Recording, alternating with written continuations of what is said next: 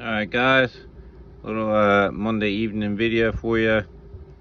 Decided to get started on this second auxiliary exhaust port, Craftsman.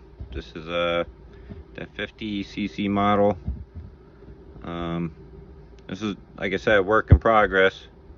I decided to show you a little bit more how I came about doing this.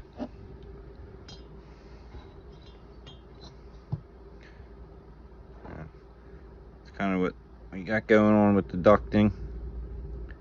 Trying to get a little more radius on this one. The that first one runs pretty good, so kind of excited to see how this one's going to turn out.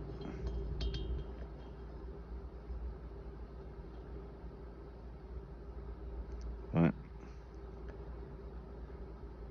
just decided to